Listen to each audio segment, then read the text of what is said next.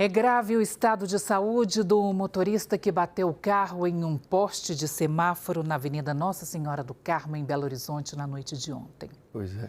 A namorada dele, Bruna Ribeiro de Castro Roças, de 22 anos, era passageira, morreu.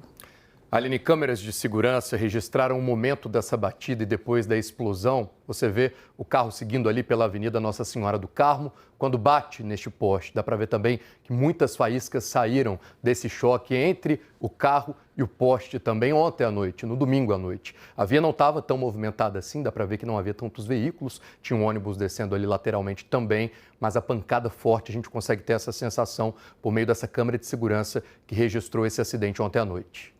Um acidente muito triste, né? E a cidade em luto. Nós vamos conversar com Guilherme Pimenta. Ele está ao vivo na porta do Hospital João 23, para onde 2 vítimas foram levadas. Guilherme, quais são as notícias, as atualizações por aí? Bom dia para você. E o que a polícia já sabe sobre a dinâmica e as possíveis causas desse acidente, Guilherme? Bom dia.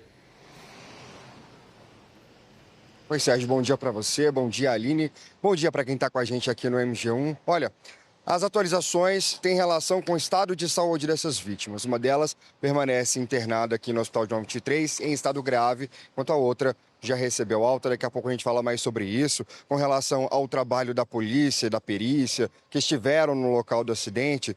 O que as autoridades têm é o seguinte, Sérgio, para você que está em casa também.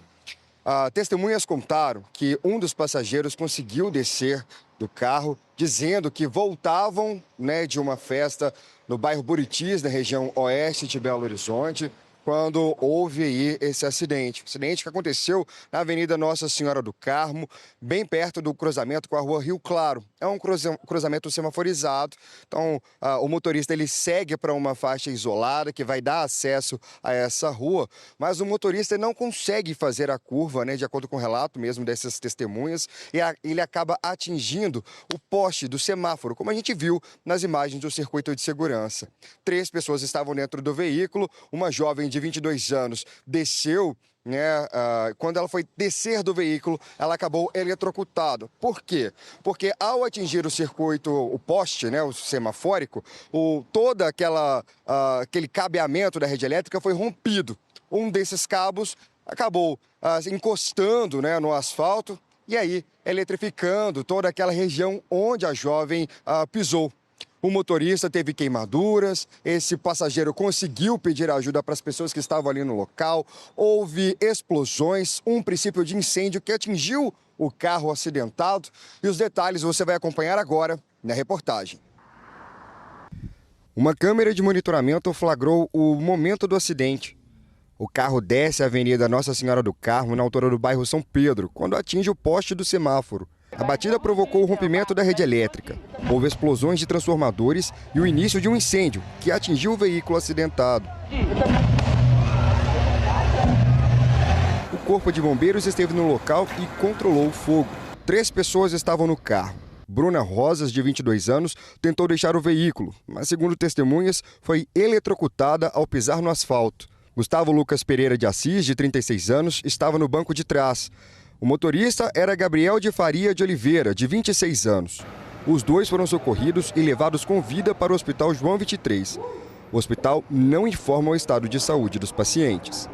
Gabriel era namorado de Bruna.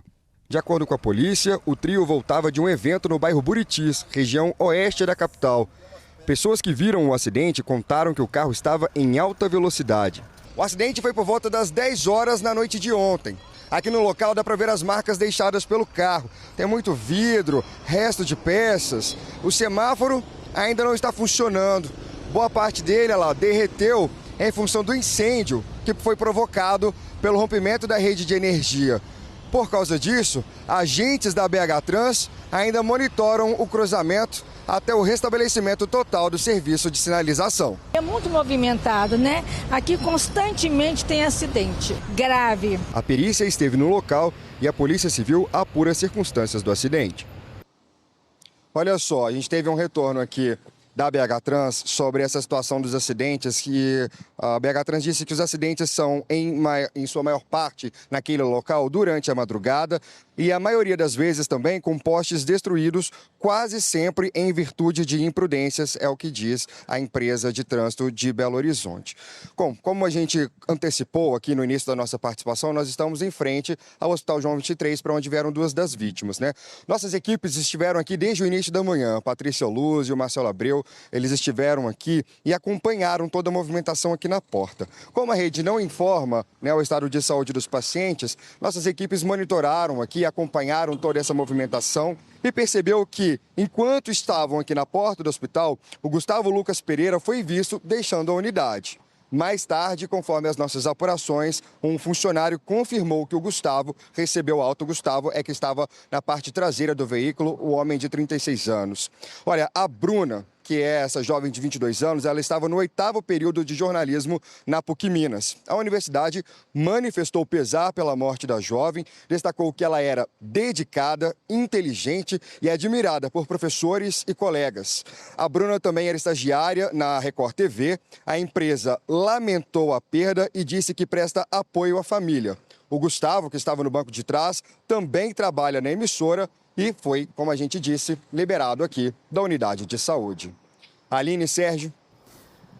O Guilherme está apurando, trazendo aqui as informações, né? Guilherme, agradeço muito pelas suas informações. Que bom que uma vítima, passageiro que estava no banco de trás, teve alta, né? Essa informação confirmada agora. A gente deseja plena e rápida recuperação para outra vítima, um motorista que está internado, e os nossos sentimentos, né? A família, amigos da Bruna que faleceu, morreu no acidente. A imprensa que pede também uma jovem jornalista. Nosso abraço carinhoso a todos os colegas e a todos os familiares também, né, Aline? Obrigada, viu, Guilherme? E da porta do Hospital João 23, nós vamos agora para o local, para a Avenida Nossa Senhora do Carmo, onde foi esse acidente ontem à noite. Daniel Vilas Boas está lá no local e a gente vê a equipe da BH Trans atuando lá. A BH Trans informou, né, que um conjunto de semáforos foi afetado, então trabalha para corrigir os problemas e não há previsão para o término dos trabalhos, Sérgio. Exato, Aline. Dá para ver que está tendo esse monitoramento com os cones e com os próprios agentes. Então, a rotina, a dinâmica do trânsito na Nossa Senhora do Carmo, uma das principais avenidas aqui de Belo Horizonte, ela está diferente. Então, o motorista passando por lá tem que desacelerar, principalmente passando aí nesse ponto onde esses reparos são feitos nesse finalzinho de manhã de segunda-feira e vai assim pela tarde também.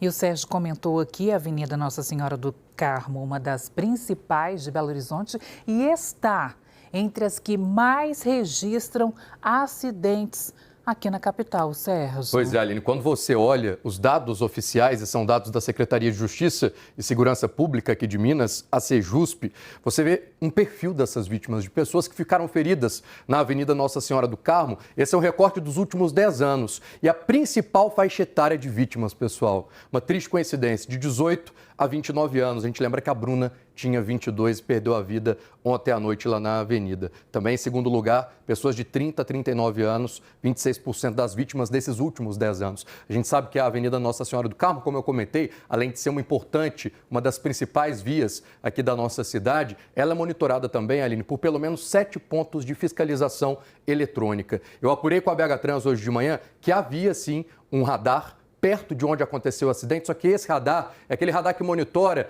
invasão de faixa exclusiva, não é necessariamente um radar de velocidade. A gente sabe que a velocidade regulamentada, a máxima lá para Nossa Senhora do Carmo, é de 60 km por hora. Então, a gente precisa ponderar isso também. Agora, o Daniel, nosso repórter cinematográfico, acabou de mostrar as imagens ao vivo, como é que está a avenida agora. Ele que está dentro desse caso e acompanhando essa ocorrência desde manhãzinha. Hoje, durante o Bom Dia Minas, pessoal, ele esteve por lá, Aline, e fez esse flagrante, porque a via estava fechada, como ainda está a parte fechada, com cones, e ele flagrou o momento em que um homem sai do carro, retira o bloqueio, ou seja, retira os cones que foram colocados pela BH Trans e pela polícia também, e passa no lugar que estava proibido para passagem de motoristas, justamente porque era o local onde aconteceu o acidente e onde as equipes ainda trabalhavam.